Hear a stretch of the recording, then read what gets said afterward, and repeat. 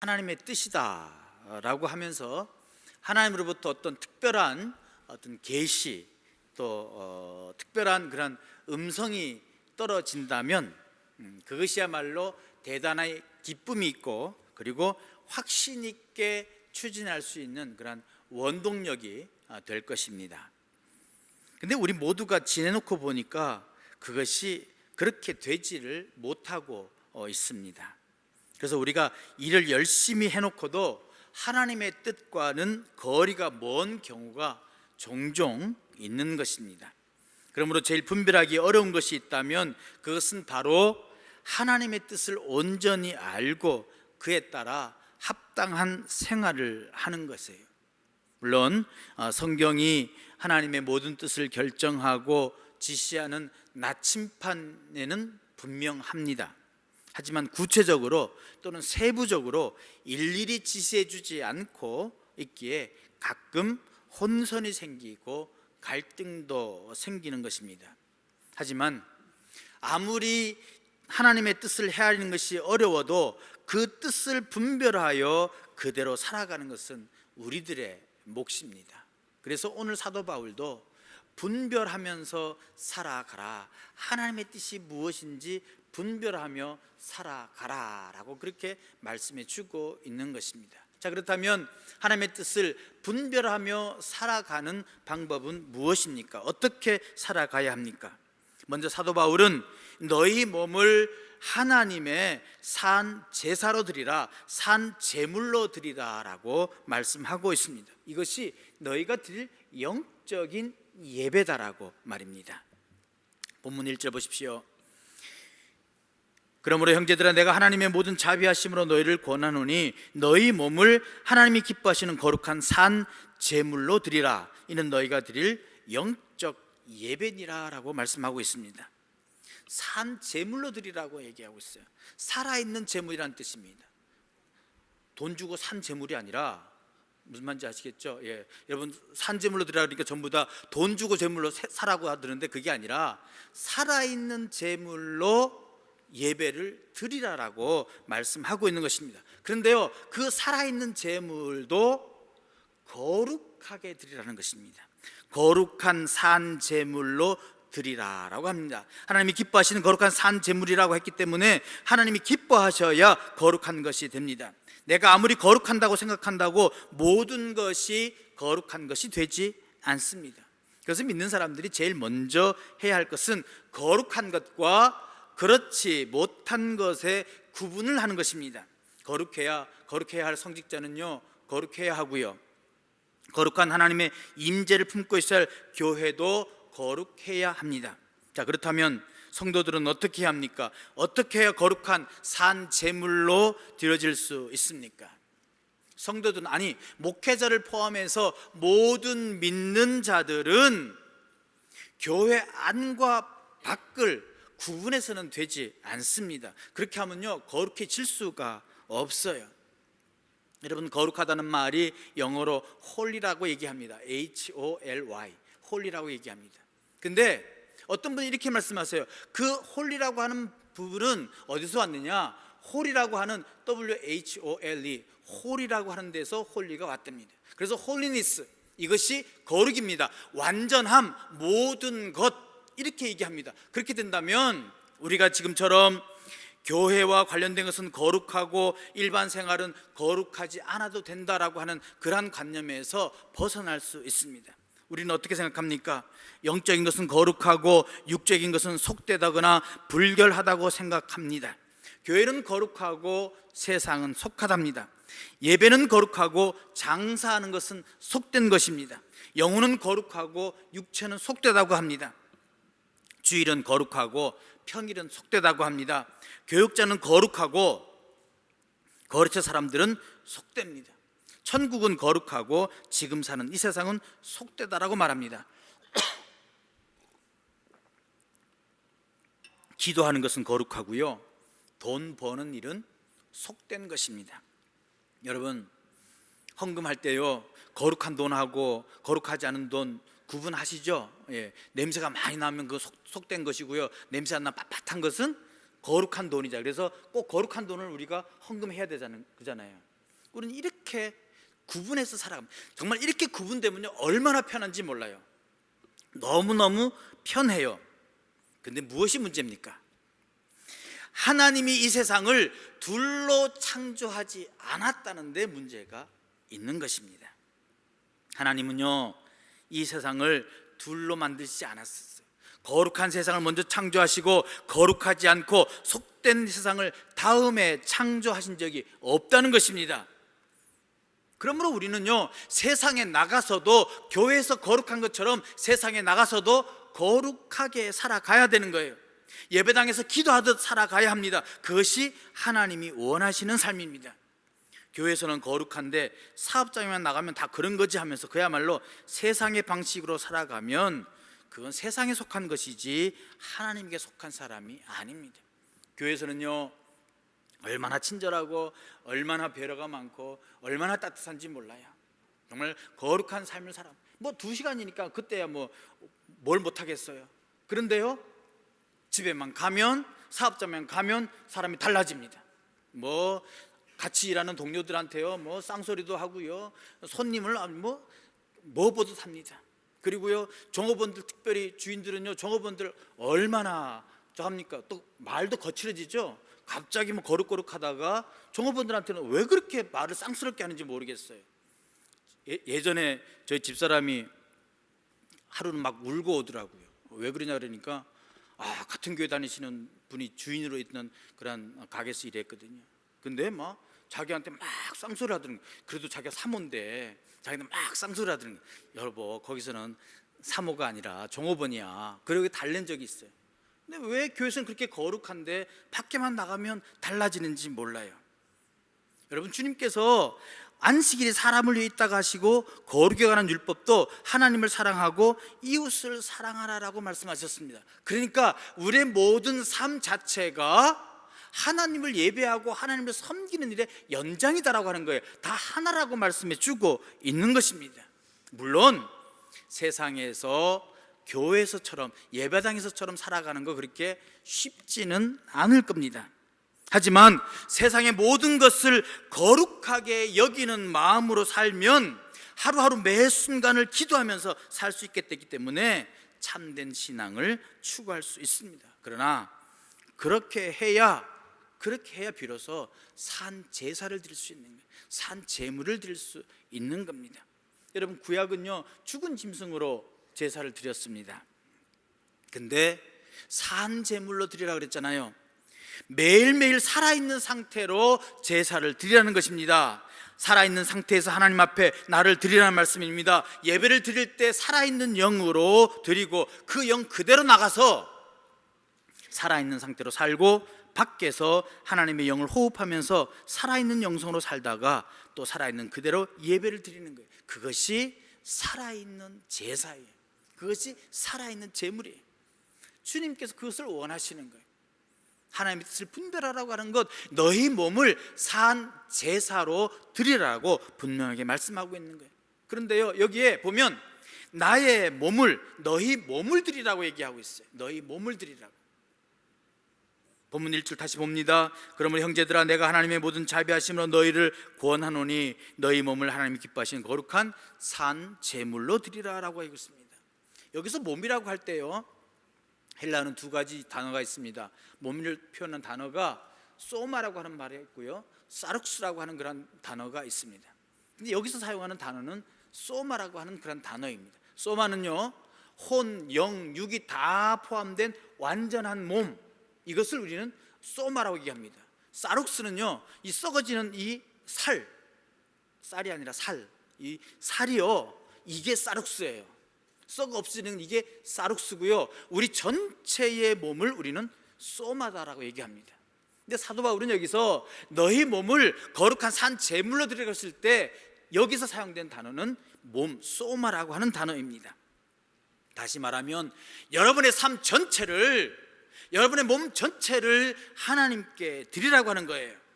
예수를 믿는 사람들은요 단지 주일 교회에 나와서 예배드리고 봉사하는 일에 머물러 있는 게 아니라 자기의 삶 전체를 하나님과 연결해서 살아야 한다는 말씀입니다. 교회 다니는 몸이 따로 있고요 세상에 사는 몸이 따로 있는 게 아니에요. 하나님께서는 모든 삶 가운데 너희 자신을 드리라라고. 어떤 점에서 교회를 열심히 다니는 것은 쉽습니다. 때로는 교회에서 자존심도 살리고요, 명예심도 얻을 수 있고 어떤 종교적인 위안을 얻을 수도 있기 때문입니다. 그러나 내 삶 자체를 하나님께 드리는 것, 그렇게 쉽지는 않습니다. 교회를 섬기는 일은 형식적으로 할 수 있지만 내 자신의 삶, 내 모든 삶을 주님께 드리는 것은 그렇게 온전히 드려지지 않는 한 쉽지 않기 때문입니다. 이런 점에서 바울은 기독교 신앙을 철저하게 규정하고 있습니다. 부분적으로 드려지는 것, 그것은 예배가 아니다라고 하는 거예요. 전체적으로 드리라고 하는 거예요. 전체를 드리라고 말씀해 주고 있는 것입니다.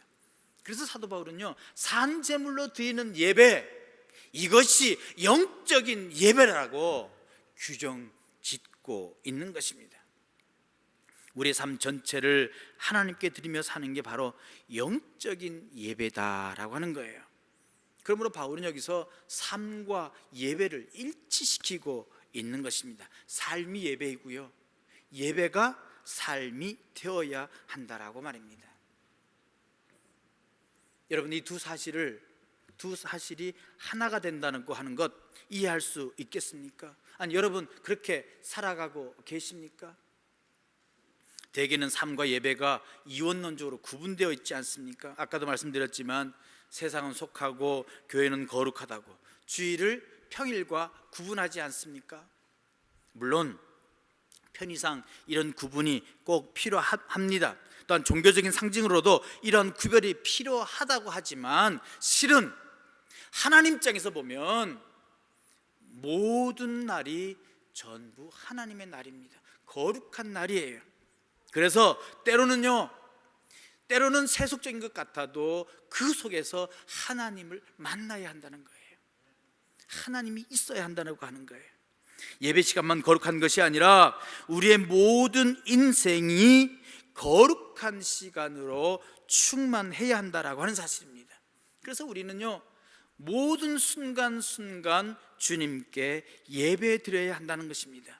우리 드리는 예배, 그것이 바로 영적인 예배가 되어야 한다라고 말씀하고 있는 것입니다.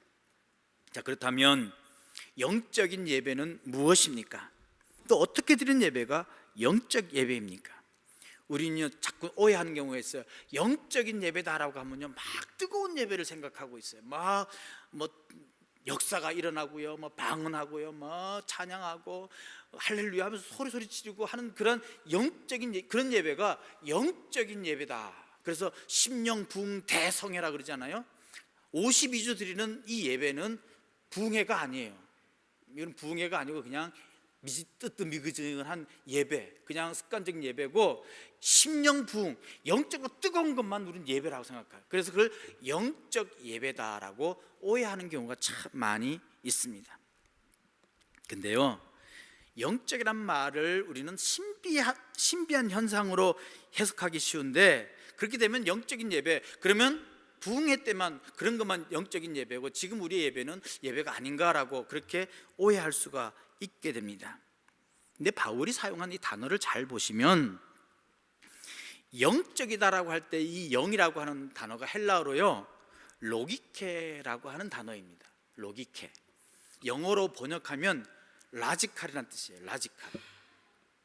그러니까 영적 예배를요, 어떤 영어 그대로 번역하면요, 라지칼 서비스예요. 라지칼 서비스. 그래서 어떤 영어 성경에는 리저너블 서비스라 이렇게 번역한 성경도 있습니다. 즉 로기케라고 하는 것, 영적이라고 하는 것은 이성적인, 논리적인, 합리적인 예배다라고 그렇게 번역할 수 있습니다. 왜냐하면 사도 바울이요, 이 라지칼이라고 하는 로기카라는 말을요, 여기에서만 처음 사용하고 여기에서만 딱 한 번 사용했습니다. 그러므로 여기서 라지칼한 예배다라고 할 때에 이 라직이 그럼 과연 무엇일까? 이것을요, 이성적인 예배다 그러니까 좀 차가운 예배 같은 생각이 들잖아요. 아니면 똑똑한 사람만 드리는 예배 같기도 하고요. 그래서 우리 성경에서는 어떻게 번역했냐면 진정한 예배다라고 이렇게 번역한 성경도 있습니다. 그런데요, 원래 의미를 따지고 보면요, 라기케라고 하는 말이 말이란 뜻입니다. 그러니까 영적인 예배, 라지컬 서비스라고 하는 것은 쉽게 말하면 말이 통하는 예배다라고 하는 거예요. 말이 통하는 예배. 사도 바울은 너희들이 산 제물로 주님께 드려라, 이것이 영적 예배니라, 이것이 말이 통하는 예배다, 즉 하나님과 통하는 예배다라고 하는 거예요. 자, 그렇다면 말이 통하는 예배는 어떤 예배가 말이 통하는 예배입니까? 그냥 혼자서 아무도 모르는 소리를 짓거리는 거, 이게 말이 통하는 예배입니까? 더 나아가서 하나님한테는 어떤 거예요? 하나님과 직접 통해야 되는 예배가 말이 통하는 예배예요. 다시 말하면 여기서는 찬양하고 거룩하게 막 기도도 열심히 하고 막 그래놓고 밖에 나가서는 전혀 엉뚱한 짓 하면 하나님 뭐라 그러겠어요? 야, 쟤 말이 안 통하는 애네 그래요.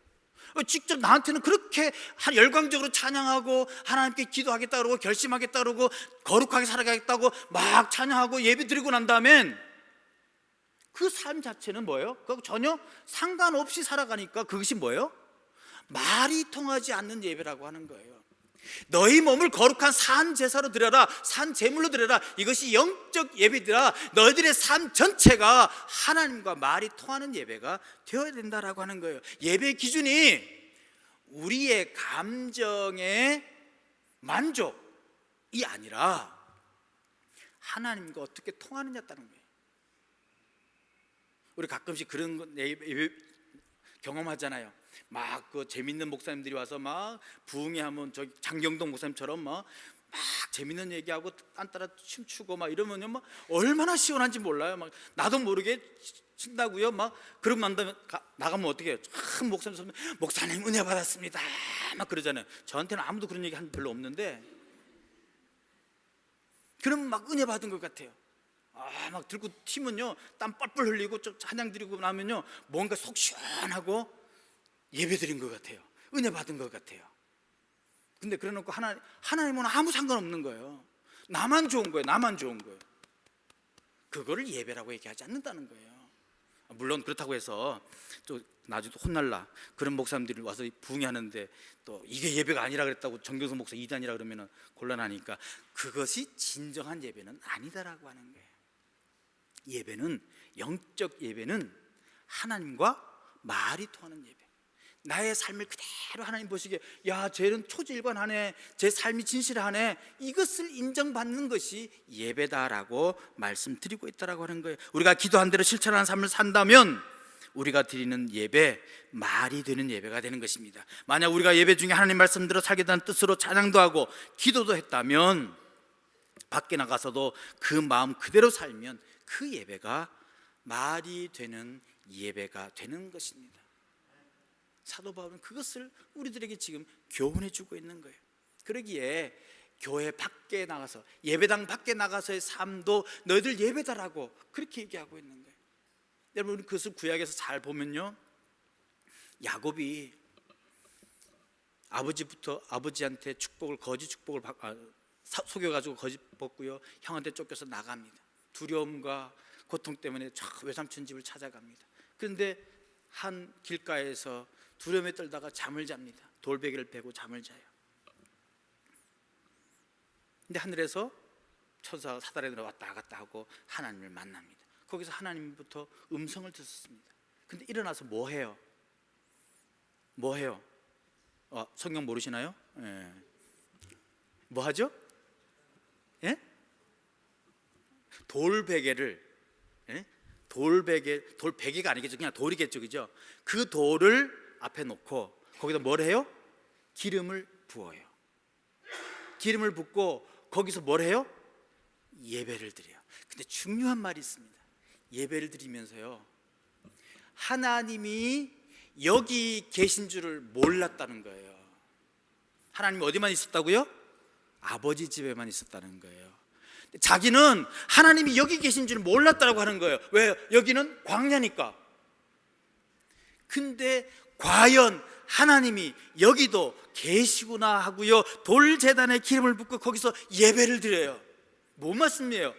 우리의 삶 전체가, 내가 서 있는 이곳이, 내가 일하는 이곳이, 내가 살아가는 이곳이 하나님께 예배드리는 장소다라고 말씀해주고 있는 것입니다.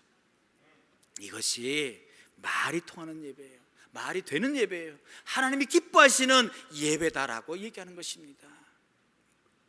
그래서 사도 바울은요, 예배당 밖에 나가서도 예배를 드려라. 너의 삶으로 예배를 드려라. 근데 밖에 나가면은 힘들죠. 왜 힘들어요? 여러 가지 것들이 많기 때문에 그래요. 그래서 사도 바울은 2절 말씀 보십시오.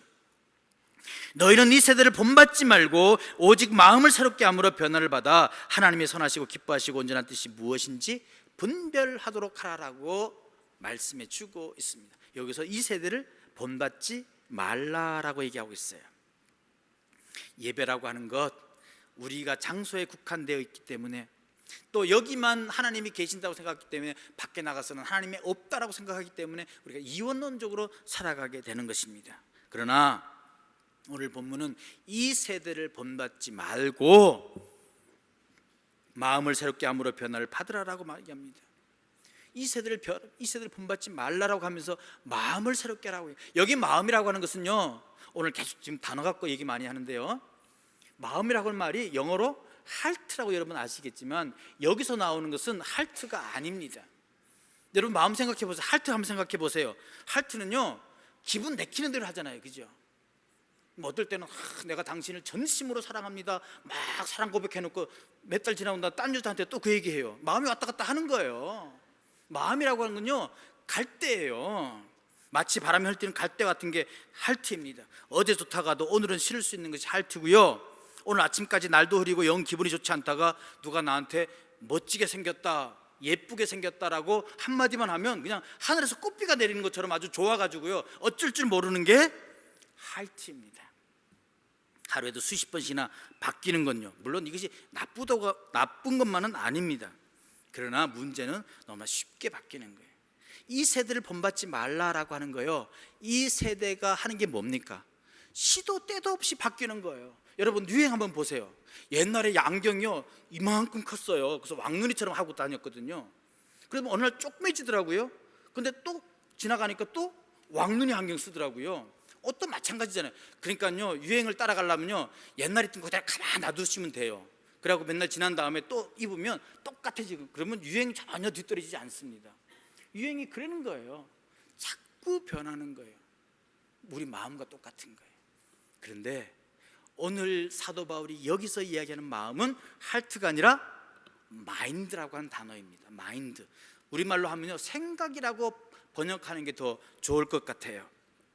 즉, 한번 생각을 고쳐 먹으면 바뀌지 않는 것.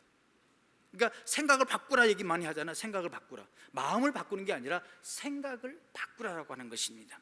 마인드는 한번 마음 먹으면 끝까지 쭉 가는 것이 마인드입니다. 그 사람의 인생을 바꾸게 될 가능성이 많은 게 바로 마인드입니다.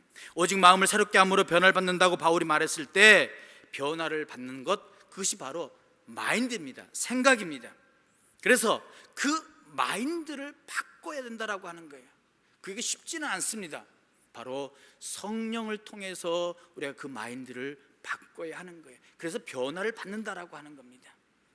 마음은 날마다 바뀌지만요, 생각이 바뀌는 것을 우리는 변화다라고 그렇게 말씀하고 있는 것입니다. 내적으로 성령의 공부를 받아 마음이 변화되는 것, 생각이 변화되는 것, 삶이 변화되는 것, 그것을 우리는 변화다, 이렇게 말씀해 주고 있는 것입니다. 인간이 아무리 스스로 바꾸기를 결심하고 노력해도 마음은 저절로 바꿔지지 않습니다. 마음의 문제는 자기 자신도 어떻게 못하는 것입니다. 인간의 마음은 자기 스스로가 바꾸는 것 아닙니다. 스스로 바꾸려고 힘을 써보지만 결국은 성령의 역사로 내적인 변화가 일어나야 한다라고 하는 사실입니다. 간절히 바랍니다. 여러분의 마음에 성령께서 함께 오셔서 우리의 마음이 변화되어 온전히 시대를 분별하며 하나님께 영적인 예배를 드리는 저와 여러분 되시기를 주님의 이름으로 간절히 축원드립니다. 그래야 하나님의 뜻을 분별하면서 살아갈 수 있습니다. 본문 2절 하반절을 보면 하나님의 선하시고 기뻐하시고 온전하신 뜻이 무엇인지 분별하도록 하라라고 말씀해 주고 있어요. 우리가 마음이 변화돼서요, 성령을 통해서 우리의 마음이 변화되면 우리에게 분별하는 영이 있습니다. 그래서 분별하도록 노력해야 되는 거예요. 그런 의미에서 우리 늘 깨어 있어야 합니다. 쉬지 말고 기도해야 합니다. 남을 비판하고 우리 자신의 우월감을 내보이기 위해서 남과의 경쟁에서 이기려고 긴장하는 것이 아니라 정말론적으로 하나님의 뜻이 무엇인지를 알기 위해서 우리는 깨어 있어야 하는 것입니다. 우선 우리 교회 자신이 모습이 과연 하나님의 뜻에 맞는지 아닌지를 시험해 보아야 합니다. 아직 우리는 시간이 무엇인지, 존재가 무엇인지, 우주가 무엇인지 아직 잘 몰라요. 선과 악의 판단 능력도 턱없이 부족합니다. 이런 마당에 하나님의 뜻을 모두 알고 있다고 하거나 더 나아가서 자기가 독점하고 있다는 듯이 생각한다는 것은 신앙이 아니라 오히려 불경입니다. 불신앙입니다. 단지 자신의 IQ만 갖고는, 자신의 지성만 갖고는 하나님의 뜻을 깨달을 수 없습니다. 이성적이고 영적이어야만 합니다. 그래서 바울은 오직 마음을 새롭게 하라라고 권면하고 있는 것입니다. 말씀을 맺습니다. 오늘 예배드리는 우리 교회 모든 성도들은 이 세대의 특징이라고 할 수 있는 자기 고집과 독선에 빠지지 않고 열린 마음으로 하나님의 뜻을 헤아리며 우리에게 맡겨진 그리스도의 사명을 충실하게 감당하시기를 주님의 이름으로 간절히 축원드립니다. 이게 바로 영적인 삶이며 동시에 우리가 드려야 할 영적인 예배, 진정한 예배입니다. 내게 주신 은혜로 말미암아 너희 각 사람에게 말하노니 마땅히 생각할 그 이상의 생각을 품지 말고 오직 하나님께서 각 사람에게 나눠주신 믿음의 분량대로 지혜롭게 생각하라. 이 아침에 주신 하나님의 말씀입니다. 하나님의 음성입니다. 기도하겠습니다. 하나님 감사합니다. 저에게 말씀을 통하여 다시 한번 깨우침을 주시고 우리의 삶 전체를 드리는 것이 하나님이 기뻐하시는 영적인 예배임을 깨닫게 하시니 참으로 감사합니다. 주님, 우리를 구원해 주시고 우리를 살려주시고 우리와 함께 하신 그 주님의 뜻을 우리가 올바르게 깨닫고 우리의 온 삶에서 온전히 하나님께 헌신하며 하나님께 영광 돌리며 하나님의 뜻을 분별하며 살아가는 그러한 저희들 될 수 있도록 주님 역사하여 주시옵소서. 그래서 하나님의 뜻을 헤아리며 우리에게 맡기신 귀한 사명을 잘 감당하는 저희들 되게 도와 주시옵소서. 예수 그리스도의 이름으로 간절히 기도합니다. 아멘.